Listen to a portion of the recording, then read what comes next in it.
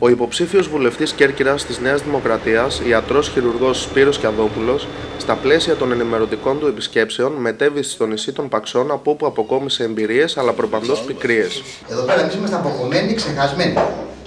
9 μήνες το χρόνο. Και το κράτος γενικότερα είναι υπαρκτό στο νησί. Ο κ. Κιαδόπουλος επισκέφθηκε το Δημαρχείο του νησιού, το Κέντρο Υγείας, τη ΔΟΗ, την Αγροτική Τράπεζα, την Αστυνομία, το Λιμεναρχείο, τη ΔΕΗ καθώς και το Ταχυδρομείο. Οι λιγοστοί ακρίτες του νησιού που μένουν το χειμώνα και καρτερούν προσμένοντας τους τουρίστες του καλοκαιριού κατέθεσαν ότι οι τοπικοί βουλευτές θυμούνται προεκλογικά το νησί και το επισκέπτονται όταν πλησιάζουν οι εκλογές. Οι μόνιμοι κάτοικοι ζουν μόνοι, χωρίς φροντίδα και χωρίς στήριγμα από την κεντρική εξουσία και το μεγαλύτερο πρόβλημα του νησιού, όπως μας κατέθεσαν, είναι η συγκοινωνιακή σύνδεση πρωτίστως με την Κέρκυρα αλλά και με την απέναντι ακτή. Το βασικότερο πρόβλημα των Παξών αυτή τη στιγμή είναι η συγκοινωνία, η οποία είναι κομμένη από τις 4 Σεπτεμβρίου. Ο Παξινός για να μεταφερθεί στην Κέρκυρα πρέπει να κάνει 3 διανυκτερεύσεις, να του κοστίσει 500 ευρώ μία απλή επίσκεψη σε ένα γιατρό. Ο Θεσσαλονικιός κάνει 3 ώρες από Θεσσαλονίκη Ιγουμενίτσα και άλλες 3 ώρες θα κάνει από Ιγουμενίτσα Παξί. Θεωρώ ότι είμαστε πάρα πολύ κοντά στη στεριά και είναι δηλαδή να τολμήσω να πω τη λέξη ντροπή. Να μην μπορούμε να πάσα στιγμή να περάσουμε απέναντι. Δηλαδή αυτό το πράγμα δεν ξέρω τι να πω. Μόνο στο θαύμα του Ιησού περιμένουμε να κάνει τη θάλασσα δρόμο για να. Αυτό το πράγμα είναι τραγικό. Δηλαδή θέλω να πάω τώρα στην Κέρκυρα για μια δουλειά μα, για μια εξέταση, για κάποια διοικητική δουλειά που μπορεί να έχω και πρέπει να πληρώσω ξενοδοχεία. Σας κατανοώ απολύτως.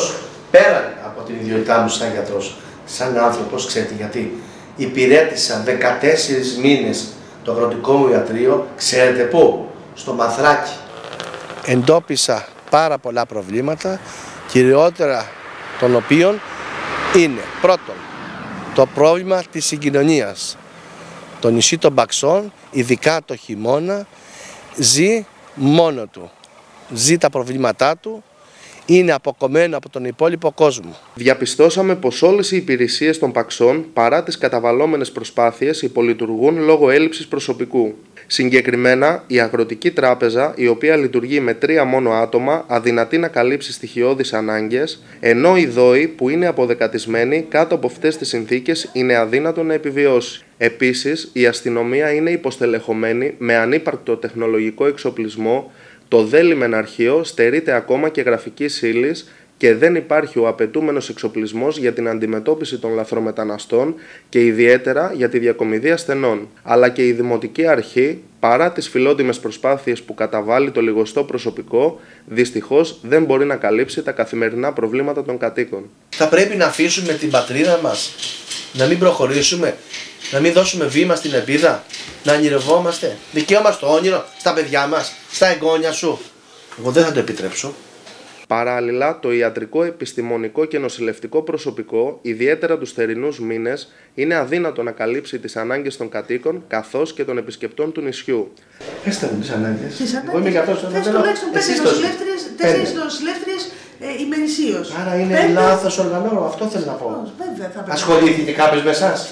Ασχολήθηκε κάποιος με το κέντρο Παξών? Θα έπρεπε να έχουμε έναν παρασκευαστή, τουλάχιστον μικροβιολόγο, εργαστηρίου, για να μπορέσουμε να κάνουμε μια ανάλυση σε ένα έκτακτο περιστατικό. Δηλαδή εμείς εδώ δεν πολεμάμε την επιστημονική ιατρική που αυτή την κουβαλήσαμε γιατί ήρθαμε και εμείς από Αθήνες και από τέτοια.